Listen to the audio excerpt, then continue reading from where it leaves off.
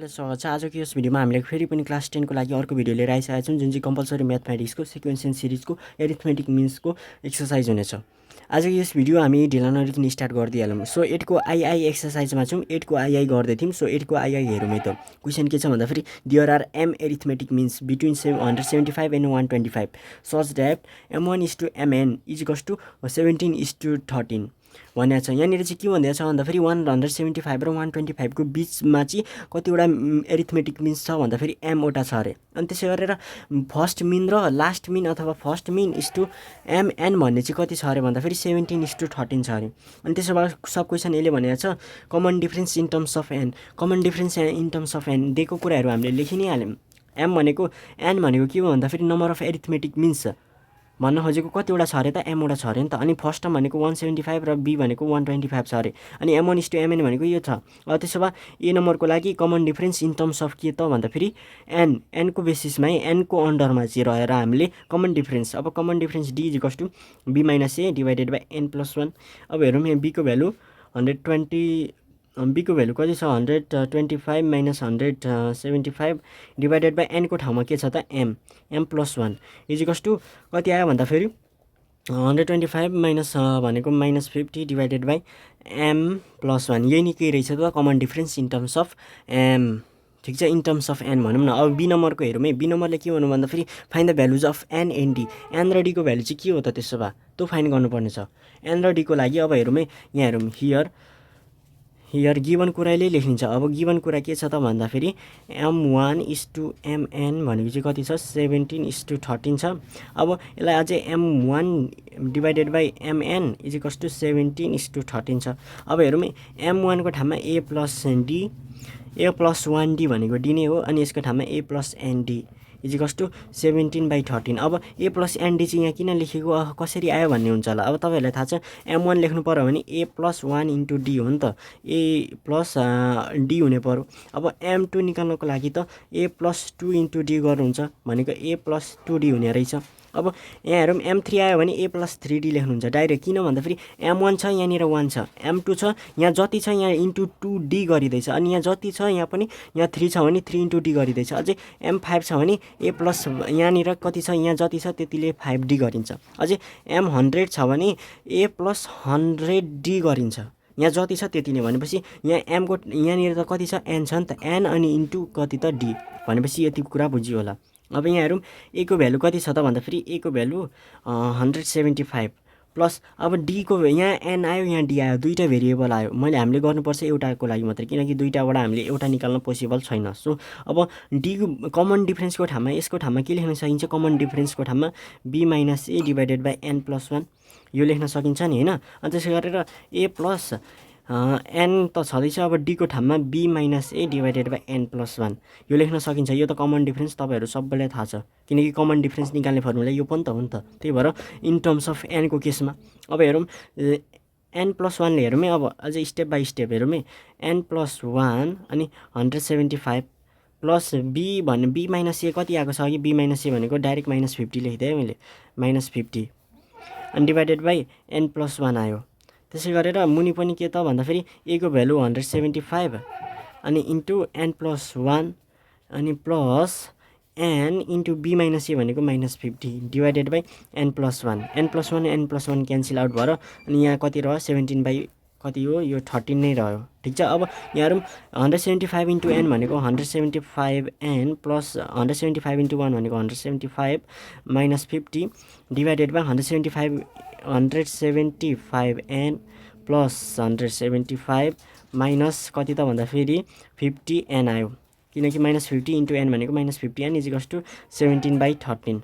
अब हेरौँ 175 एन छँदैछ अनि यसमा -50 गर्नु भनेको 125 अनि फेरि 175 मा 50 माइनस गर्नु भनेको 125 N plus 175 is equals to 17 by कति त 13। ठिक छ। अब यहाँ हेरौँ है अझै। अब यहाँनिर हेरौँ। अब यहाँ हेरौँ यहाँबाट यो दुईटैबाट यहाँबाट पनि 25 कमन तानौँ। हेरौँ यहाँबाट 25 कमन तान्दाखेरि 25 कमन तानियो भने कति आउँछ भन्दाखेरि 25 यहाँबाट कमन तान्दाखेरि 8n हुन्छ। 25 इन्टु 8 भनेको 175 एन 8 हो कि 7 हो 7 होला। 7 5 35 7 2 14 15 16 17 हो नि त। भनेपछि कति आयो भन्दाखेरि 25 इन्टु 7 भनेको 125 भनेपछि कमन 25 लिँदाखेरि 7n र प्लस यहाँबाट कमन तान्दाखेरि 5 रहन्छ। अनि त्यसै गरेर यहाँ पनि कमन तान्ने 25 कमन तान्दाखेरि 5n प्लस 7 रहन्छ। इजिकल्स टु कति छ त भन्दाखेरि 17/13 25 क्यान्सल आउट भनेपछि यहाँहरूमा 7n अब रह्यो 7n प्लस कति रह्यो भन्दाखेरि 5 divided by 5n plus 7 equals to 17/13। अब 13 7 चाहिँ कति हुन्छ 13 इन्टु 7n गर्ने होइन। अब 13 इन्टु 7n गर्दाखेरि कति हुन्छ यहाँ हेरौँ है त। अब भनेपछि हामीले 13 इन्टु 7 भनेको 92n आयो। 13 इन्टु 7 भनेको 92 अनि 13 5 जा 65 अनि 5 इन्टु 17 भनेको 85n अनि फेरि 17 इन्टु 7 इन्टु 17 भनेको 119 ठिक छ। अब 17 इन्टु 7 भनेको 119 आयो। अब त्यसो गरेर अब 92n यो यता ल्याइदिउँ 92n त छँदैछ अनि minus 85n equals to 119 minus 65। अब 92 माइनस 85 भनेको कति त भन्दाखेरि 7n हो 7 हो इजिकल्स टु 119 मा 65 घटाउनु भनेको कति हो त। अब हेरौँ है त। अब यहाँ हेरौँ 7n इजिकल्स टु यतिमा यति घटाउँदाखेरि कति हुन्छ 54 हुन्छ। अनि यहाँ यो 7n होइन है यो 92 हो 91 हो नि त किनकि 13 इन्टु 7 भनेको चाहिँ 91 हो 92 होइन 91 हो। यो कति हो त 6 हो है।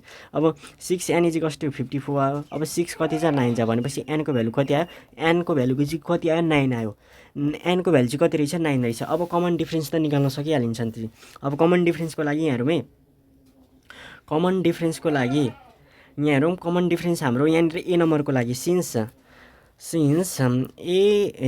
D equals to B minus A divided by n plus 1। अब डी त छँदैछ बी माइनस ए भनेको माइनस 50 आएको छ यो अगाडि नै गरिसकेको छ। n प्लस 1 भनेको कति त n भनेको कति 9 प्लस 1 भनेको कति 10 0 भनेपछि डीको भ्यालु माइनस 5 आयो। कमन डिफ्रेन्सको भ्यालु पनि कति आयो भन्दाखेरि माइनस 5 आयो। अर्को क्वेसन के छ भन्दाखेरि यहाँ हेरौँ है फाइन्ड द सिक्स्थ मिन भनेको m6 equals to what m6 निकाल्नको लागि a प्लस 6d गरिन्छ। a को भ्यालु 175 हो प्लस 6 इन्टु डीको भ्यालु कति रहेछ माइनस 5 6 5 जा 30 175 माइनस 30 भनेको कति 175 मा 30 घटाउँदा कति हुन्छ त भन्दाखेरि 145 हो नि त 145 रहेछ m6। सो यसरी गर्ने हो। अब हामी क्वेसन नम्बर 9 मा जाउँ है त लास्ट क्वेसन आजको लागि। अब 9 को आइ ढिला नगरिकन स्टार्ट गरौँ है त। 9 को आइले भनौँ 6 arithmetic means are inserted below 2 terms A and B भन्नु खोजेको यहाँनिर 6वटा चाहिँ एरिथमेटिक मिन्स के गरियो भन्दाखेरि इन्टर गरियो अरे इन्सर्ट गरियो अथवा इन्टर गरियो अरे त्यो पनि केमा भन्दाखेरि ए र बी को बिचमा चाहिँ गरियो अरे बिट्विन 2 टर्म्स भनेको छ नि त। भनेपछि ए र बी को बिचमा चाहिँ 6वटा एरिथमेटिक मिन्सहरू इन्टर गरियो अरे such that third mean and the 6 means are भन्न खोजेको थर्ड मिन र 6 मिन चाहिँ 142 र 154 रेस्पेक्टिभली छ अरे। भन्न खोजेको थर्ड मिन 142 हो भने m6 भनेको चाहिँ 154 रहेछ। त्यसो बाद सब क्वेसन 1ले भनौँ find the value of A and B अनि बीले भनौँ फाइन्ड द सेक्वेन्स पनि फाइन्ड गर्नुपर्ने छ। अब ढिला नगरिकन स्टार्ट गरौँ है त।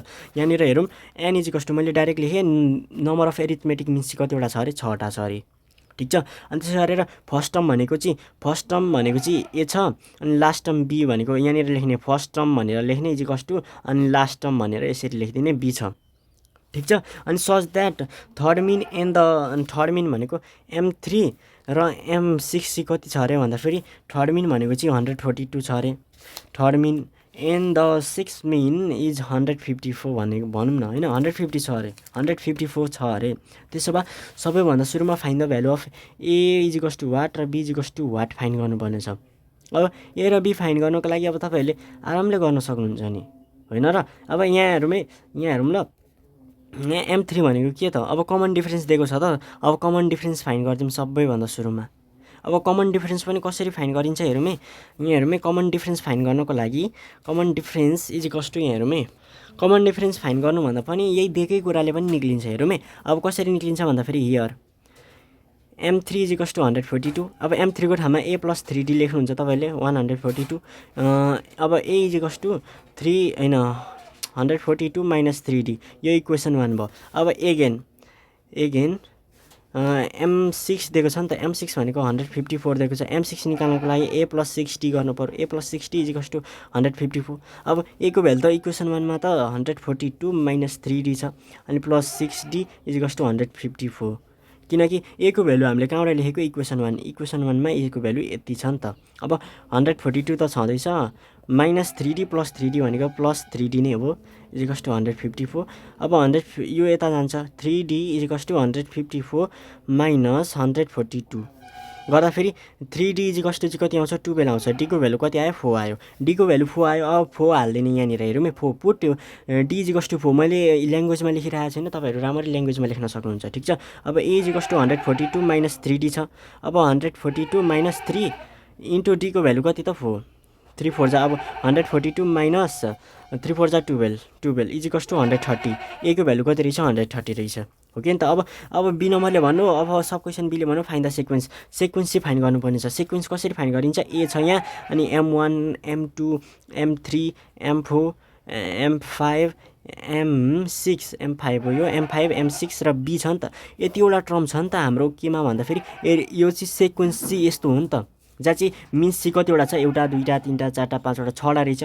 अब जहाँ चाहिँ हामीलाई m3 र m6 मात्रै थाहा छ, अरू नथाहा भएको टर्महरू निकाल्ने, जस्तै होइन यहाँनिर find the value of A and B भनेर रहेछ, हामीले डी निकाल्यौँ होइन, डी निकाल्दा केही फरक पर्दैन। अब नाउ एगेन हेरौँ है, एगेन डी इजिकल्स टु चाहिँ मैले ए र बी, मैले त ए र डी को भ्यालु निकाल्दै होइन, D equals to B minus A divided by n + 1 हो। डी इजिकल्स टु बी भनेको कति छ, 4 माइनस बी भनेको 4 होइन नि त, बी माइनस हेरौँ है, ए को भ्यालु कति छ, 130 डिभाइडेड बाई एन भनेको कतिवटा एरिथमेटिक मिन्सहरू छ अरे, एन इजिकल्स टु 6 + 1 6वटा छ नि त, 6 + 1 7। अब डी को भ्यालु कति त 4 इन्टु अब 6 + 1 भनेको 7 इजिकल्स टु बी माइनस 130। अब यो यता आउँछ, 7 4 जा 28 plus 130 equals to B, B को भ्यालु कति आयो, 158 आयो। अब तपाईँहरूले यो बी र ए को भ्यालु निक्लिसक्यो, अब तपाईँहरूले डी को पनि निक्लिसकेको छ। अब फर्स्टमा m1 फाइन्ड गर्नु, m2 फाइन्ड गर्नु, m3 पर्दैन, m4 निकाल्नु, m5 निकाल्नु, यो आउँछ।